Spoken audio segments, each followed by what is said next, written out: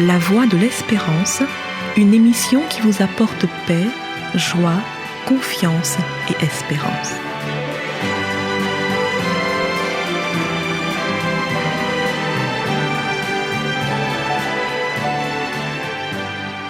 Bonjour la Guyane et bonjour à tous depuis la Guyane. Comme ce serait bien si les balles pouvaient s'arrêter pendant que le ballon roule au Qatar. Alors que nous sommes à quelques heures du début de la 22e édition de la Coupe du monde de football qui doit se dérouler au Qatar, les balles et les missiles ne s'arrêtent pas pour autant. C'est ainsi que pendant la semaine, pendant qu'on prépare la grande fête du ballon rond, plus de 100 missiles se seraient abattus sur l'Ukraine et des faits divers s'enchaînent sans cesse dans l'actualité. Des faits divers d'une violence rare à tous les niveaux, entre amis, entre familles, entre voisins, dans des lieux réservés normalement au divertissement et à la joie. Les faits sont si graves et si troublants qu'ils volent la une des médias à la grande fête du ballon rond et encore plus à l'arrivée de la route du Rhum destination Guadeloupe.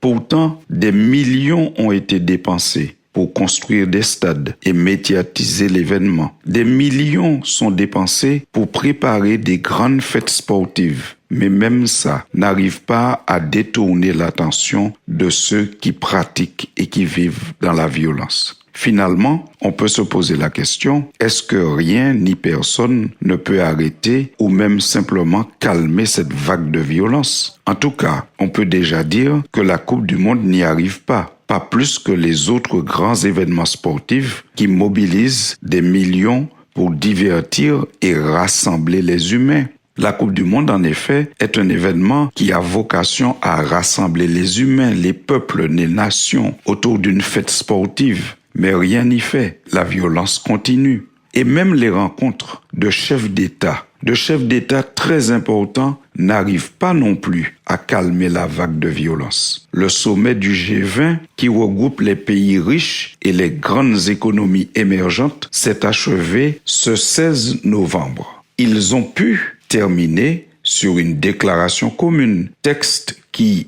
condamne fermement la guerre en Ukraine. Mais pourtant, la guerre, elle continue, malgré cette déclaration commune et solennelle. On pourrait même dire que la situation s'empire, puisque cette semaine, on a entendu parler de projectiles qui sont tombés sur un État voisin de l'Ukraine, ce qui a suscité l'angoisse de l'extension du conflit. Le monde serait-il un jour détruit par la violence des humains qui l'habitent? L'angoisse va-t-elle emporter les autres qui ne seront pas victimes de la violence? Plus que jamais, l'humain fait la preuve qu'il a de grandes capacités, comme le fait de pouvoir climatiser des stades de foot à ciel ouvert, mais qu'en même temps, il n'est pas capable de gérer les problèmes liés au vivre ensemble. L'actualité révèle toujours des problèmes liés au vivre ensemble. Quand ce n'est pas le dérèglement climatique sur lequel les humains ne tombent pas d'accord, eh bien, c'est encore par la guerre qu'ils montrent leur difficulté à vivre ensemble,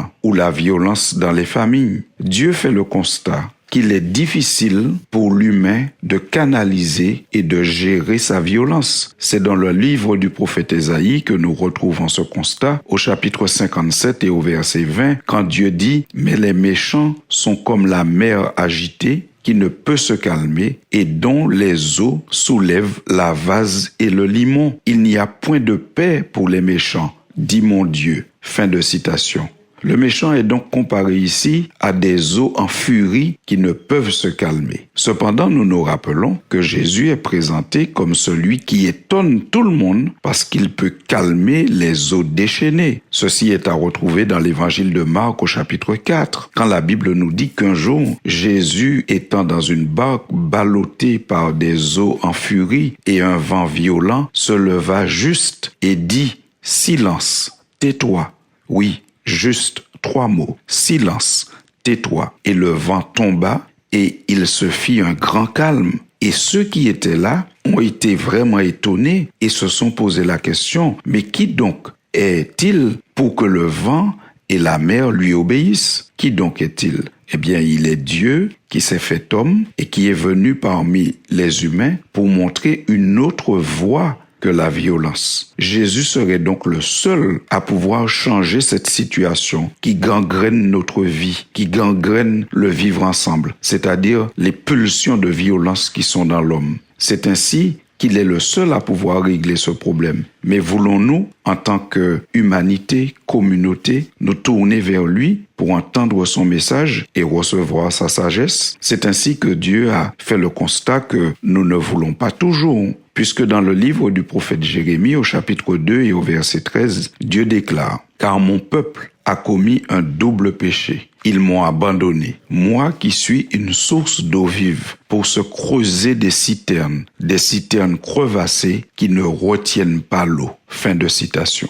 Jésus est donc le seul capable de transformer la situation parce qu'il est la véritable source d'eau vive. Mais comme nous venons de le lire, parfois, malheureusement, l'homme se détourne de la source d'eau vive pour creuser des citernes crevassées. Cela signifie en termes clairs qu'on laisse de côté la sagesse divine pour se tourner vers de prétendues philosophies humanistes sans Dieu, mais le résultat est ce que nous voyons autour de nous chaque jour. Ce n'est que lorsque l'humanité acceptera la sagesse divine qu'elle verra une amélioration de la situation. Et c'est ainsi qu'on trouve encore une recommandation dans le livre des Proverbes au chapitre 4. Voici cette recommandation. « Écoute-moi, mon enfant, reçois ce que je t'enseigne et tu jouiras d'une longue vie. Je t'apprends comment cultiver la sagesse. Je t'indique comment te conduire avec droiture. » C'est ce que Dieu promet de faire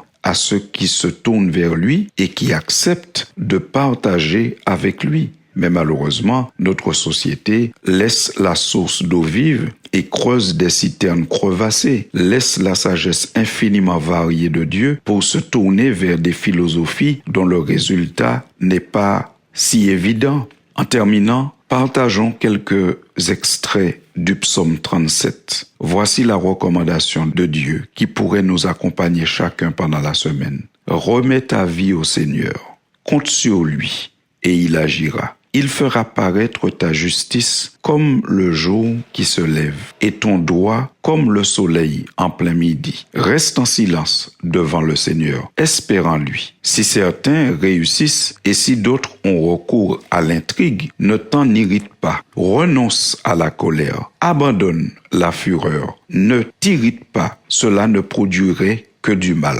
Car ceux qui font le mal seront éliminés, mais ceux qui comptent sur le Seigneur posséderont le pays. D'ici peu, le méchant aura disparu. Tu auras beau chercher, tu n'en trouveras plus trace. Mais les malheureux posséderont le pays et ils jouiront d'une paix immense. Fin de citation. Dieu est donc, par sa sagesse et par l'action du Christ et du Saint-Esprit, le seul capable de mettre dans le cœur des humains un désir de paix et de leur donner la capacité de vivre cette paix. Et malheureusement, force est de constater que les millions dépensés pour rassembler les humains autour de grandes fêtes, de grandes manifestations sportives avec des idéaux très nobles, ça ne marche pas. Mais avec Dieu, ça marche. Essayons donc, tous ensemble, un retour à la sagesse divine. Chers amis auditeurs, je vous dis à très bientôt. Qui peut mieux que lui donner force et courage? Qui peut mieux que lui calmer l'orage, éclaircir le ciel, être le consolateur, son soleil pour notre bonheur nous offre sa chaleur.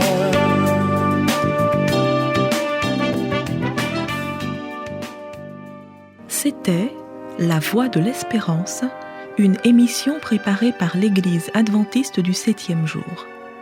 Si vous désirez avoir une copie de la causerie d'aujourd'hui, demandez-la. Elle vous sera donnée gracieusement. Écrivez à La Voix de l'Espérance, boîte postale 169 97 324, Cayenne, CEDEX, ou téléphonez au 0594 25 64 26. Merci chers auditeurs et à bientôt.